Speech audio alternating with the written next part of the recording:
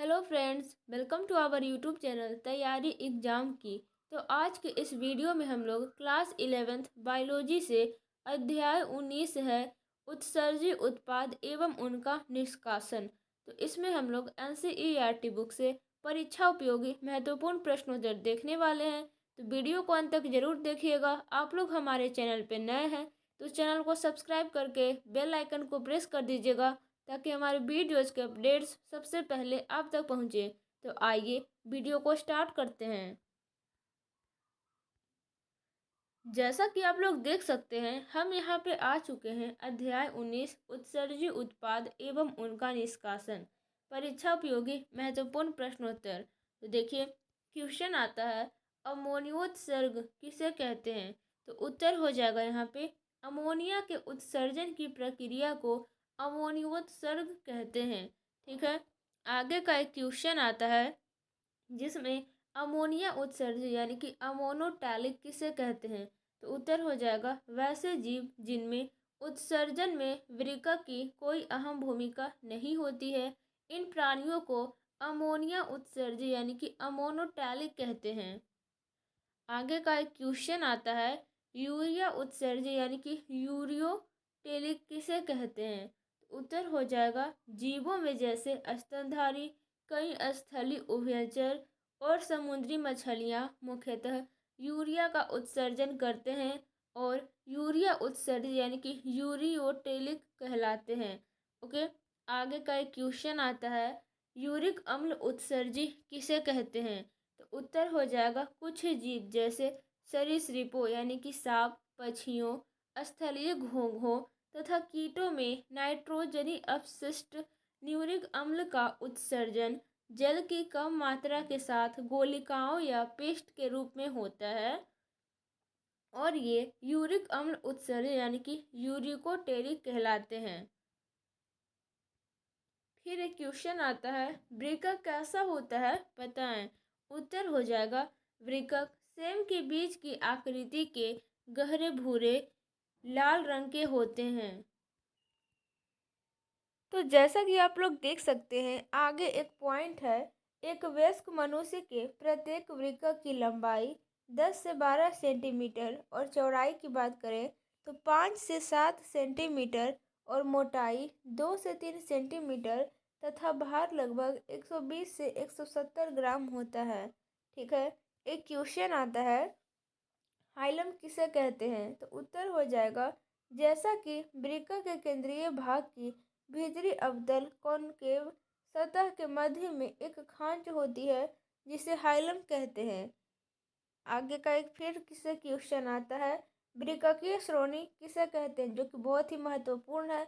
तो उत्तर हो जाएगा हाइलम के भीतरी ओर कीप के आकार का रचना होती है जिसे वृक्कीय श्रोणि यानी कि पेल्विस कहते हैं तथा इसे निकलने वाले प्रक्षेपों यानी कि प्रोजेक्शन को चषक यानी कि कैल्किस कहते हैं। ठीक है, कैलिक्स कहते हैं। आगे का एक पॉइंट आता है वृक्क में दो भाग होते हैं, बाहरी बलकूट जिसे कॉर्टेक्स और भीतरी मध्यांश जिसे मेडुला होता है।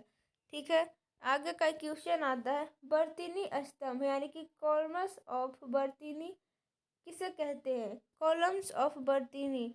तो उत्तर हो जाएगा यहाँ पे बलकूट मध्यांश पिरामिड यानी कि पिंडों के बीच फैलकर वृक्क का स्तंभ बनाते हैं जिन्हें बर्तीनी स्तंभ कहते हैं।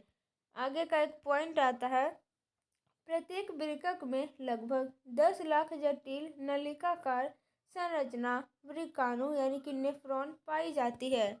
फिर से एक क्वेश्चन आता है आप लोगों के सामने जो कि बहुत ही महत्वपूर्ण है मूत्र निर्माण में कुल कितने मुख्य प्रक्रियाएं सम्मिलित हैं उसके विषय में लिखें। तो उत्तर हो जाएगा यहाँ पे मूत्र निर्माण में 3 मुख्य प्रक्रियाएं सम्मिलित है। पहला है गुच्छीय निस्यंदन, दूसरा है पुनः अवशोषण, तीसरा है श्रवण जो वृक्काणु के विभिन्न भागों में होता है। ठीक है, तो हम लोग बारी बारी से सभी के बारे में जानेंगे। पहला है गुच्छीय निस्यंदन। मूत्र के प्रथम चरण में कोशिका गुच्छ द्वारा रक्त का निस्यंदन होता है जिसके गुच्छ या गुच्छीय निस्यंदन कहते हैं।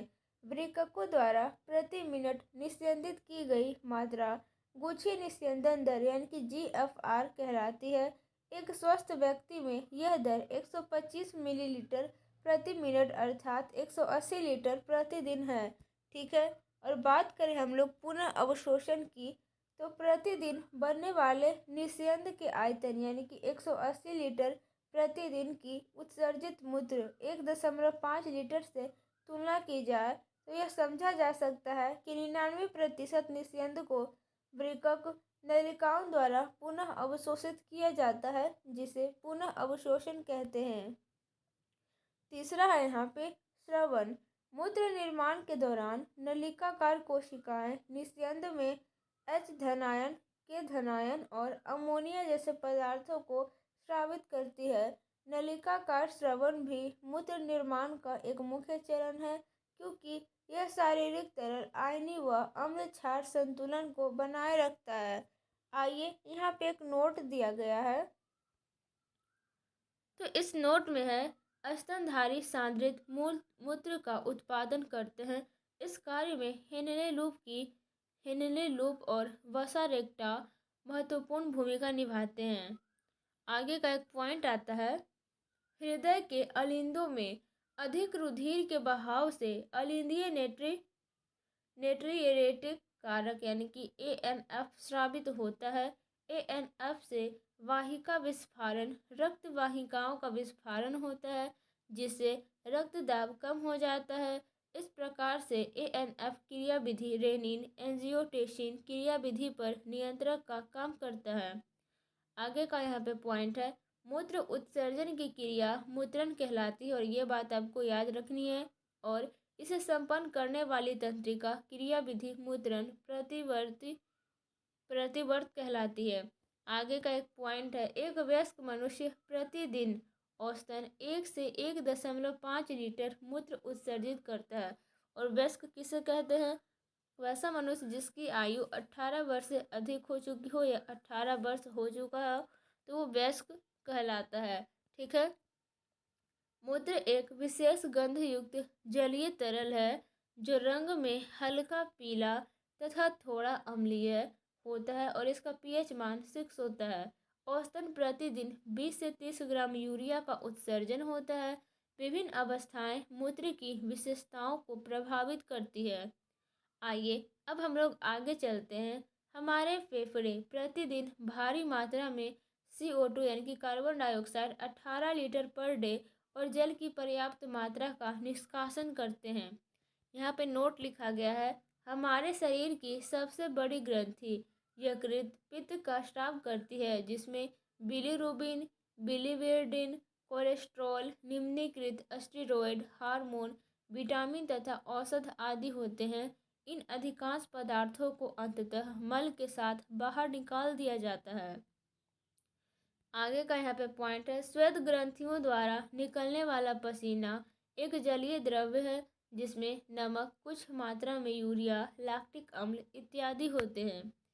फिर से एक नोट आता है आप लोगों के सामने, पसीने का मुख्य कार्य वाष्पीकरण द्वारा शरीर सतह को ठंडा रखना है। आप लोग देखते होंगे गर्मी में पसीना आता होगा, पर यह कुछ पदार्थों के उत्सर्जन में भी सहायता करता है। ओके।